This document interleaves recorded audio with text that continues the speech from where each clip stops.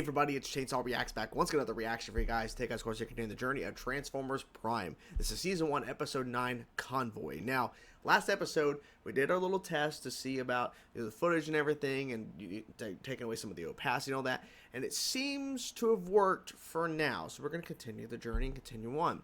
Last episode was interesting because they introduced the concept of where you have to always be careful when you receive messages, especially when you think it's friends. Because Bulkhead, I think that's his name, Bulkhead. I'm still trying to remember some of the names, sorry. He had a friend that sent a message, and it actually was him. It actually was this nice Autobot. Turns out, the message was intercepted, and then, of course, you know, Starscream and everything, like, they got this one bot, I forget his name, that transformed into looking exactly like the character that we were expecting to show up and everything, and there was a switch at some point. And then we actually didn't really get to meet him till really the end of the episode, and then he was leaving again. But the concept of you have to always be careful and to confirm who you're speaking with because you can be tricked. I mean, literally Soundwave has so many recordings, it seems, of all these bots and everything and intercepting, you know, calls and everything in these, you know, voice chats. He could literally mimic a voice and pretend to be somebody, and they could be tricked, right? So it's the whole thing there. Overall, enjoyed that episode. I thought it was pretty interesting. I was waiting for, like, okay, how is Bulkhead going to figure out that this is actually not his friend that he's known for so long? And I thought it was a pretty cool way how they handled it. It's just like, how are they going to do it? So overall, I'm enjoying the journey of the show. We're still really, like, barely into the show, but I'm enjoying what they're doing. And we'll see what happens here. So let's dive into it now, guys. Let's check it out. Episode 9 of Season 1, Convoy. Let's go. Prime? What? I chased them off with some hard ordnance, Oh. but not before they blew me out of the sky. System, a.k.a. Dingus. It's a prototype energy source. I need you to spin up your bridge and send the Dingus to its destination before the Dingus. come back for it. They're going to travel. Oh my gosh. No need. Oh, no need. I will handle the driving. Roll out. I'm going to say roll out. It literally. I love the music for this. That's not helping.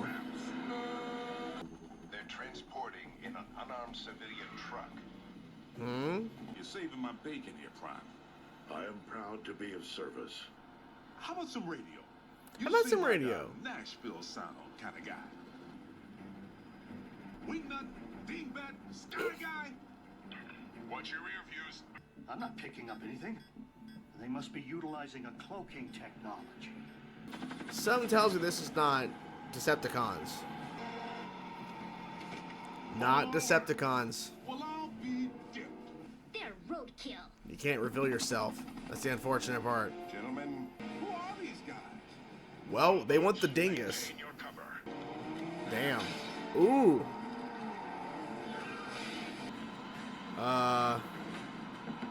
Oh boy, oh boy. Damn. Oh. Do something. Okay, he has to do something, of course. You're gonna tell me everything I want to know. Ooh, shit. Special Agent William Fowler here. Yeah, who are you? Identify yourself. Who's the other guy? I am Silas. We will be helping ourselves to your device, even if it means inflicting casualties. There's a war brewing between war the New what? World Order and the newest.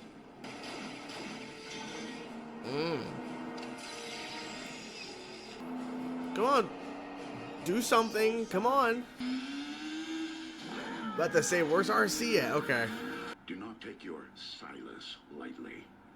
Megatron preached the very same ideology before plunging Cybertron into the Great War. We'll reach the rocket. Of course. I was just mentioning this. He intercepts all the calls. Outside the confines of their base.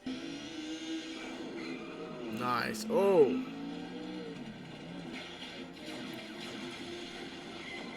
Oh, I'm pretty sure they saw that or something. Tactical error. Only one way out. Yeah. Of course, sending rockets. Of course they are. The Dingus. Ooh, the Dingus. Always the Dingus. Oh my god, these guys are gonna see this go down. It has become absolutely necessary to drop our cover. Rumors are true. Oh, he's not Living fazed by it. technology stands before us. Remain here. Yeah, up here. Let's go. Let's do it. You guys ain't nothing. Nothing ain't nothing. Ooh, come on, let's go. Yeah. It's not really a fight. I mean, it's like nothing to them. Come on down. I'll introduce you. In good time. Hello. We know that they transferred over, so yeah, it's not really a surprise. But I understand for a kid's show, they might go, how? And so, Silas got wise to phase. why are most of them fighting just him? What's going on? There's only 6 of them or whatever. Do you read me? No, he's knocked the fuck out. I thought these guys were getting their asses handed to him. What the fuck? You want me to not only bridge you into a confined space, Yeah. but while traveling at 90 miles per hour, it is nearly impossible to fix ground bridge coordinates on I something mean, moving you could at that try. speed. There he's coming. For the dingus. And it works, of course. Rack, next landing on top of the train. Oh.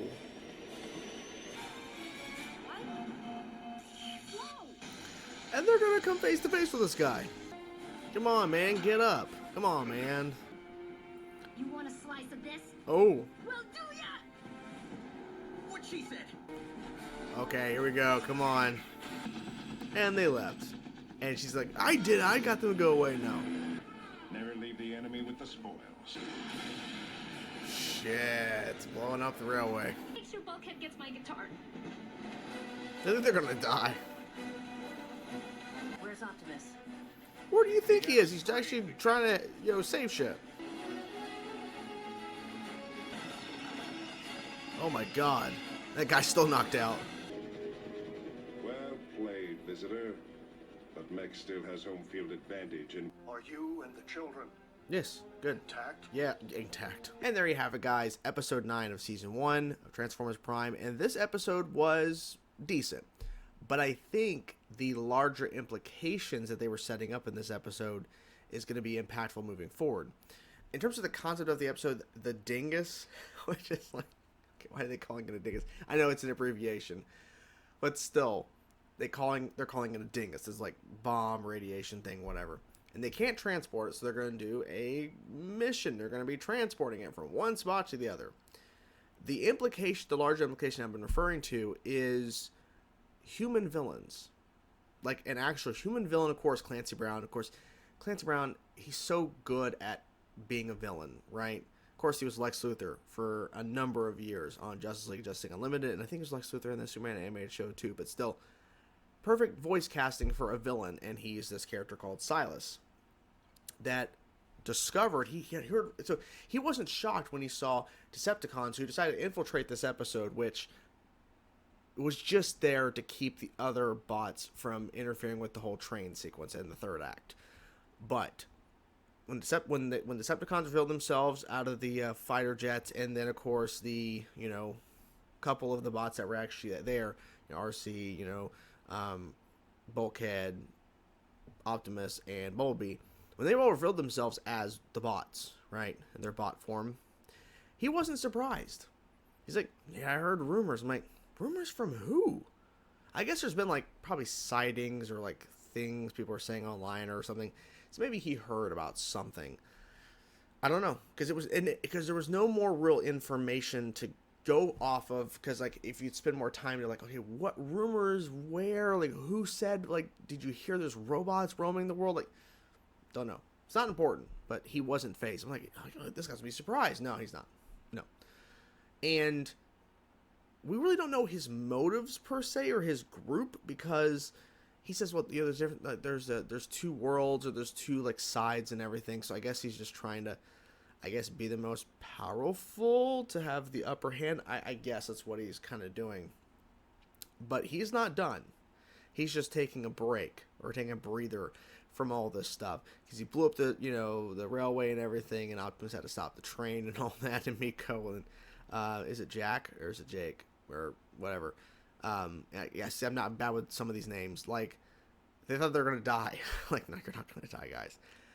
Now, the little moment to show that they transported the dingus from Optimus's 18-wheeler, into the train, I understand, and I said it in the reaction. They're only showing this because this is, you know, essentially made for younger audiences, and probably younger kids who are watching the show probably are not either understanding what happened, or they're just showing it to pad the runtime. I think it's because they're just showing in case there's some viewers that were like, "Oh, why? Where's the thing? Where's the dingus?"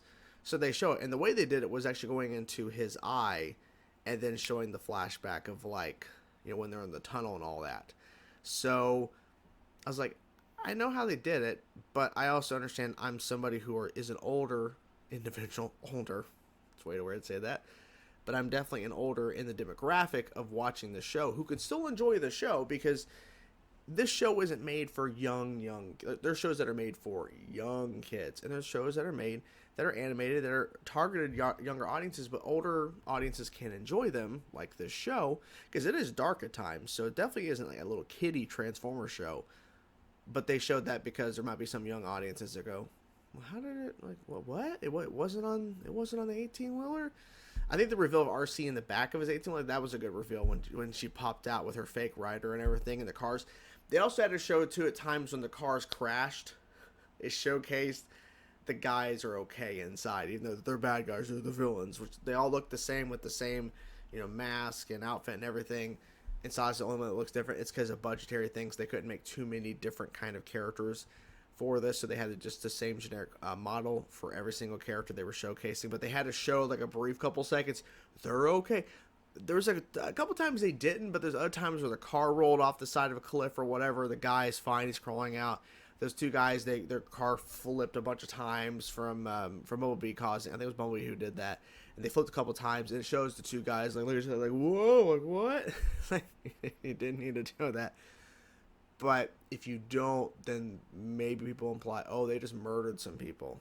You know, they're bad guys and villains. They murdered some people, so we gotta show that they didn't. Like I said, it was an okay episode. I think the idea of like introducing human villains is definitely fascinating, because I feel like this is a character we're going to see again, because I feel like with the organization he's a part of and his kind of mentality and just the way they were really going about this episode in terms of like his, I don't know, just like all the dialogue they gave him and the certain things he was saying, it really is implying this is a character that's going to be seen probably more than just this appearance. I would assume, based on how they were handling the character. Having the Decepticons in the middle of the episode, like Starscream, show up just to have those Decepticons go out there, and the start of the fight, it was like they're wiping them out like nothing, and all of a sudden now they're having problems, and Optimus gets knocked out for a couple minutes. I think they only threw it in just to pad the runtime, and because we needed to only have Optimus to stop the train. If all four of them were there to stop the train, it would have been stopped way sooner than the explosion on the railway where Silas took out the railway that they were running on. Then there would be no real third act. So we had to have them stay behind and have the Decepticons be more dangerous than normal. Like, I don't know. Just felt like it was just like, we have to have something. The only thing it did in terms of story, besides just obviously making it clear we're keeping the three of them behind, like, where's Optimus after all that, like, nonsense fighting, where they could have got that done way sooner, which they looked like they were at first. But Optimus, of course, had to be the only one to go to save the day and stop the train. But they were only really there because of, you know, sort of padding the runtime, it seems. But the only real story purpose I'm getting to now, sorry, and I was like, what was that point? Yeah, that point is revealing to Silas that there are bots, Decepticon and Autobot. To him, it's the same thing. Like, he doesn't see either side. He just sees, oh, there's robots, there's giant robots running around, and they can transform into shit. So to him, it's like it's technology. He needs it. So yeah. So overall, decent episode. Not terrible, not great, but overall, okay. Let's see what is next. Like, what's the next thing? So what you guys think of the episode? I'm curious to know your thoughts, guys. Whatever thoughts you have, guys, let me know your thoughts in the comments below. Talk to you guys soon. Peace out.